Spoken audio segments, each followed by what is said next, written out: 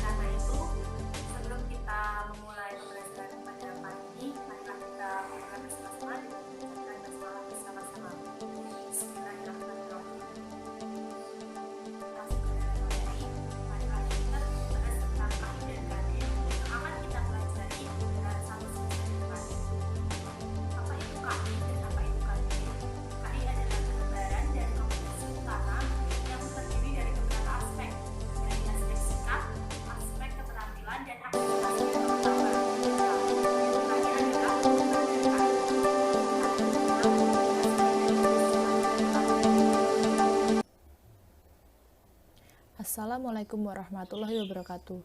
Kita memasuki tentang pembahasan KI dan KD kelas 12 semester 5 tahun pelajaran 2020-2021. Yang pertama kita akan membahas kompetensi inti 3 atau pengetahuan. Dalam Permendikbud, KI 3 berisi memahami, menerapkan, menganalisis, dan mengevaluasi tentang pengetahuan faktual, konseptual, prosedural, dan metakognitif sesuai dengan bidang dan lingkup kajian pendidikan Pancasila dan kewarganegaraan pada tingkat teknis, spesifik, detail, dan kompleks berkenaan dengan ilmu pengetahuan, teknologi, seni budaya, dan humaniora dalam konteks pengembangan potensi diri sebagai bagian dari keluarga, sekolah, dunia kerja, warga masyarakat nasional, regional, dan internasional. Kemudian ada kompetensi inti 4 atau keterampilan.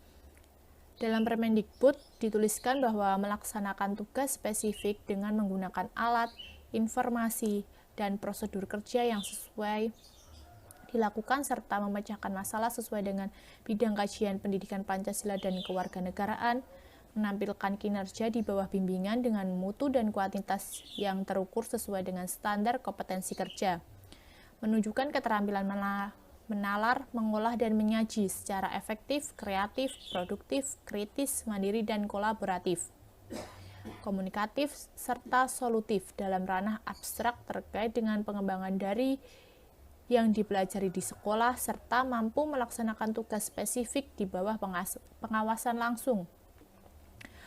Menunjukkan keterampilan mempersepsi, kesiapan, meniru, membiasakan gerak mahir, menjadikan gerak alami dan ranah konkret terkait dengan pengembangan dari yang dipelajari di sekolah, serta mampu melaksanakan tugas spesifik di bawah pengawasan langsung. Kemudian kita masuk ke kompetensi dasar atau KD. Yang pertama ada KD 3.20, yaitu menganalisis faktor pendorong dan penghambat persatuan dan kesatuan bangsa dalam negara kesatuan Republik Indonesia. Dan KD 4 atau KD untuk keterampilan 4.20 menyaji hasil analisis tentang faktor-faktor pendorong dan penghambat persatuan dan kesatuan dalam negara kesatuan Republik Indonesia. Dalam KD ini, materi yang akan kita bahas adalah faktor pendorong dan penghambat persatuan serta kesatuan bangsa dalam negara kesatuan Republik Indonesia.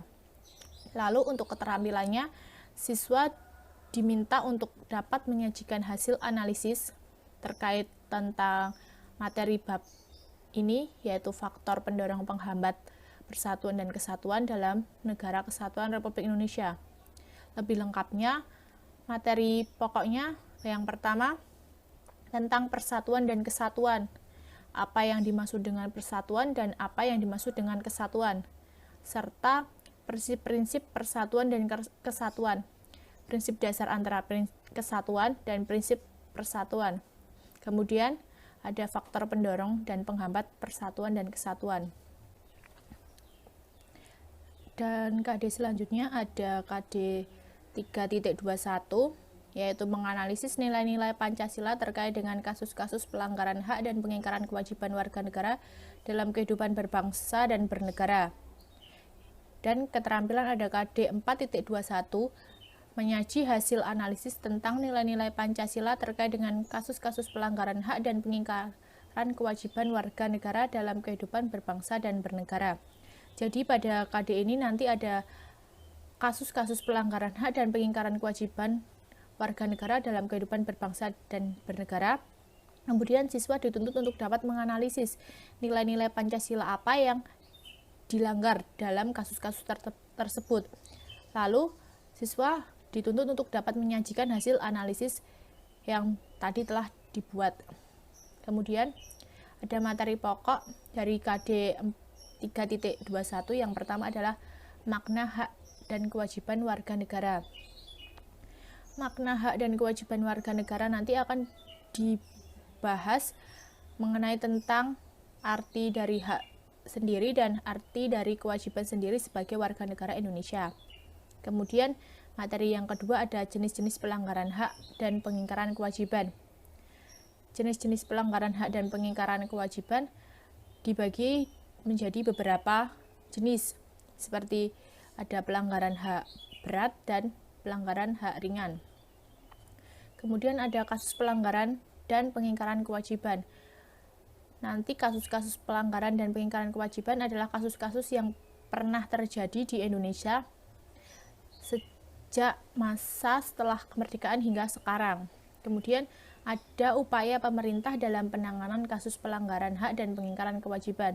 Jadi, upaya pemerintah apa saja yang telah dilaksanakan dalam penanganan kasus pelanggaran hak dan pengingkaran kewajiban. Kemudian ada yang kelima, materi kelima, bentuk partisipasi masyarakat dalam pencegahan pelanggaran hak dan kewajiban. Jadi, dalam kasus pelanggaran hak dan kewajiban tersebut, masyarakat berpartisipasi dalam bentuk apa dalam pencegahan pelanggaran dan pengingkaran hak dan kewajiban tersebut. Kemudian untuk KD selanjutnya ada KD 3.22, yaitu menganalisis praktik perlindungan dan penegakan hukum untuk menjamin keadilan dan kedamaian.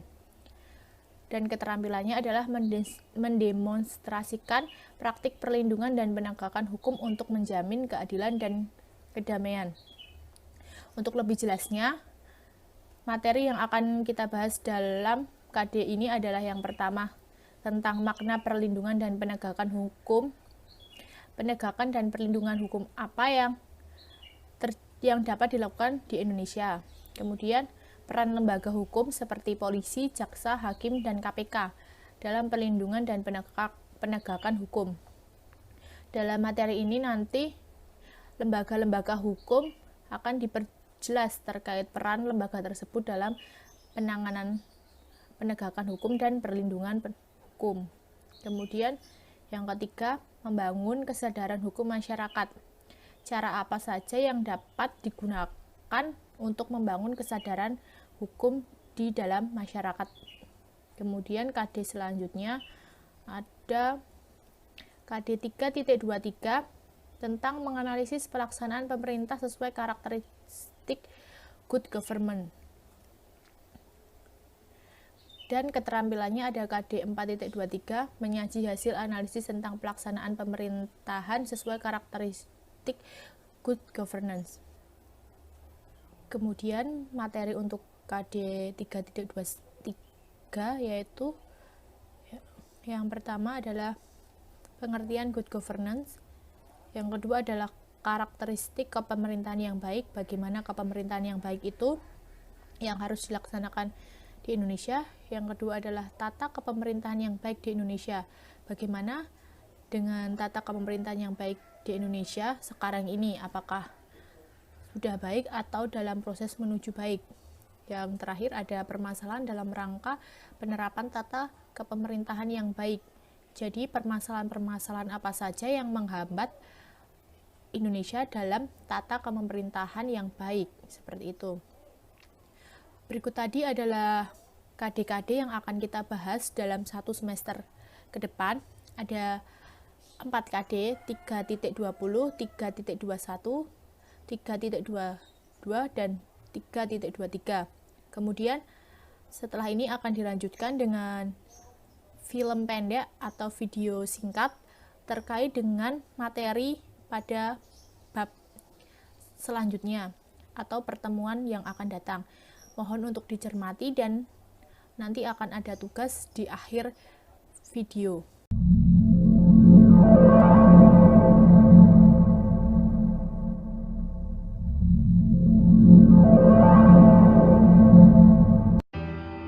Katanya, perbedaan itu warna dunia. Begitupun warna pada kehidupan.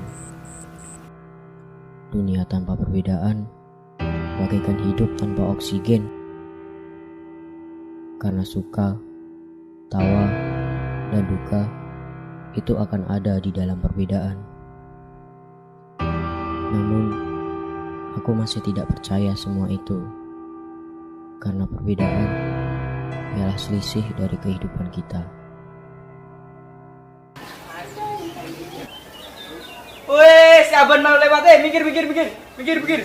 Orang Ambon, pindah ke Jawa, pantas guys? Ya enggak lah.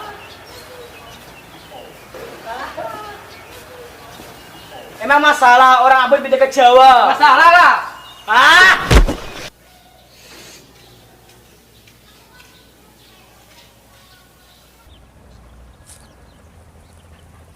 Aku masih bingung, apakah egois itu juga kontra pada perbedaan. Meskipun pada semboyan Indonesia berbeda, tapi tetap satu jua, tapi bagiku tidak. Siapa yang terus beginian? Kalau gue makan apa? Masalah buat lo. Udah. Duduk. Terus apa masalah lu? Lu gak suka? Lu tuh emang Kristen, gak pantas sekolah di sini.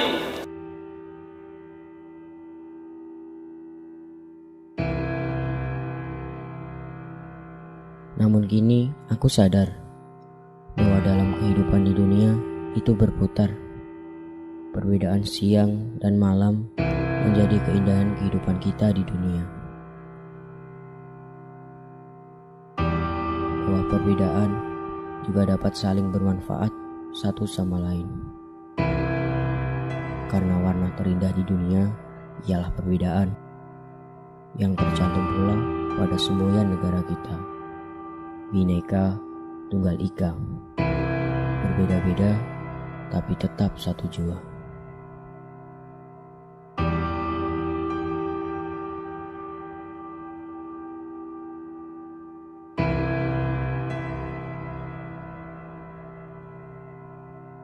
Dari sini, aku pun sadar bahwa suku, ras, agama tidak harus semua sama.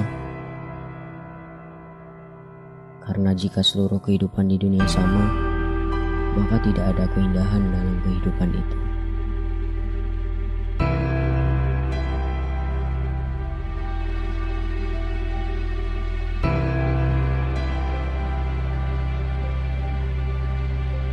Dan akan kuperbaiki sikap yang telah lama mementingkan egoku. Tentang perbedaan dunia membuat mata dan telingaku terbungkam. Dan sekarang akan mulai kuperbaiki semua itu dengan kata yang sederhana tapi sulit untuk diucapkan.